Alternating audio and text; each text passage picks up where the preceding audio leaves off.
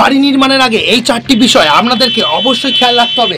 আর এই 4টি বিষয় যদি আপনারা খেয়াল রাখেন তাহলে আমি ইঞ্জিনিয়ার হিসাবে গ্যারান্টি দিচ্ছি যে আপনার বাড়ি টিকবে 100 বছরেরও বেশি। প্রথম যে কারণটি আপনাদের সামনে বলতে চলেছি, ধরুন আপনার বাড়িটা কিন্তু একদম ফাঁকা মাঠের মাঝখানে নয়, আপনার বাড়ির চারপাশে অনেকগুলো বাড়ি আছে এবং আপনার বাড়ির চারপাশে কোনো বড় হাইওয়ে বা কোনো পুকুর বা জলাশয় নেই। সেক্ষেত্রে কিন্তু আপনারা কখনোই এই কলম দিয়ে তৈরি বাড়ি করার দরকার নেই। আপনারা যে ইটের ভিতরে মেশিনারি স্ট্রাকচারের বাড়িগুলো হয়, ওই যেমন ধরুন নিচে একটা আরসিসি দেওয়ার পর তারপর 30 ইঞ্চি 25 ইঞ্চি 20 ইঞ্চি 15 ইঞ্চি ভিতের ইট দিয়ে যে বাড়িগুলো হতো, সেই ধরনের যদি বাড়ি নির্মাণ করেন তাহলেই কিন্তু আপনার বাড়ি বহুদিন টিকবে। কারণ এক্ষেত্রে একটা জিনিস তো বুঝতে হবে যে যেখানে আমাদের প্রয়োজন নেই, যেখানে মাটি বাড়া কমা কম করে, যেখানে মাটিতে চেঞ্জেস কম আসে, সেখানে অযথা রডের ব্যবহার বেশি করার কোনো দরকার নেই। কারণ রড হলো এমন একটা জিনিস যেটা আস্তে আস্তে নষ্ট হয় যখন সেটা কোরোশন হয়, ক্ষয় হয়, যেটা ওয়েদার কন্ডিশনে।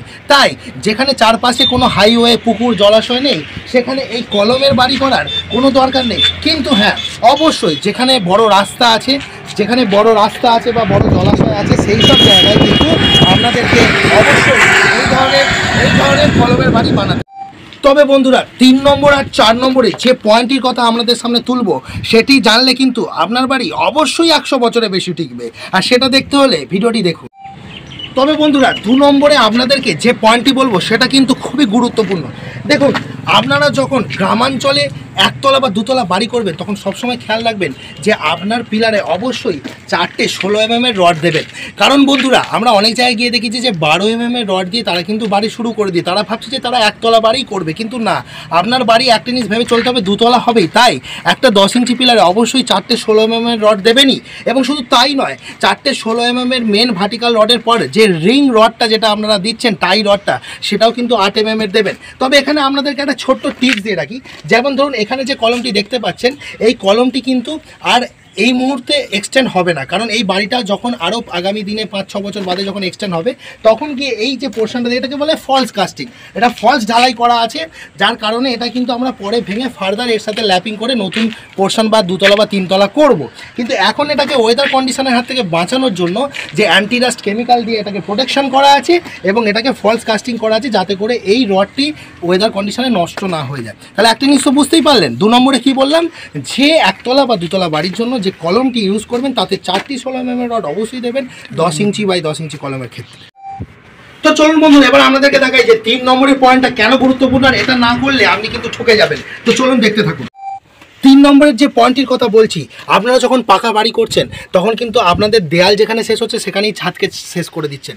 এতে করে অনেক ক্ষতি হচ্ছে। দেখুন একবার ওখানে দেখতে পাচ্ছেন যে ছাদটায় কিন্তু আমরা 1 ফুট ঝুলিয়েছি। এর কারণে কি হচ্ছে, সহজে কিন্তু বৃষ্টির জল কিন্তু ওই ছাদ আর দেয়ালের গোড়ায় গিয়ে জমবে না, বা সেখানে কিন্তু কোনো ফাট আসবে না, এবং দেয়ালটিও কিন্তু বৃষ্টির জলের ঝাপটাটা অনেক কম লাগবে ওই ক্যান্টিলিভারের জন্য। আর এটা করলে আপনার বাড়ি কিন্তু বহুদিন টিকবে। কেন, আমরা জানি যে পাকা বাড়ি করলে মনে হয় তার দেয়ালের প্রোটেকশনের দরকার নেই।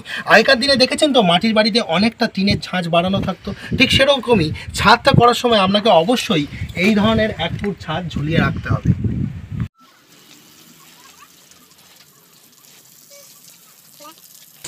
আচ্ছা, নিশ্চয়ই বুঝতে পেরেছেন 4 নম্বরে কোন পয়েন্টের কথা বলতে চলেছি। 4 নম্বরে যে পয়েন্টের কথা বলবো সেটা হলো কিউরিং। যেমনই বাড়ি করবেন না কেন, বাড়িতে কিন্তু জলটা আপনাকে প্রচুর পরিমাণে দিতে হবে, যেটাকে আমরা টেকনিক্যাল ল্যাঙ্গুয়েজে বলি কিউরিং করা। অর্থাৎ বাড়িতে প্লাস্টার করুন, গার্ডনি করুন, যাই করুন না কেন, আপনাকে অন্তত একটা নতুন জিনিস হওয়ার 7 থেকে 8 দিন কিন্তু কিউরিং, এই জল দেওয়াটা চালিয়ে যেতে হবে। এটাই ছিল আমাদের 4 নম্বর পয়েন্ট। তাহলে বন্ধুরা আপনারা ভিডিওটি দেখলেন, এই যে 4টি পয়েন্টের কথা আপনাদেরকে বললাম, এই 4টে পয়েন্টকে অক্ষরে অক্ষরে মেনে চলুন, গ্যারান্টি দিচ্ছি আপনার বাড়ি টিকবে বহুদিন। সুস্থ থাকুন, দেখতে থাকুন কুমার কনস্ট্রাকশন। ধন্যবাদ।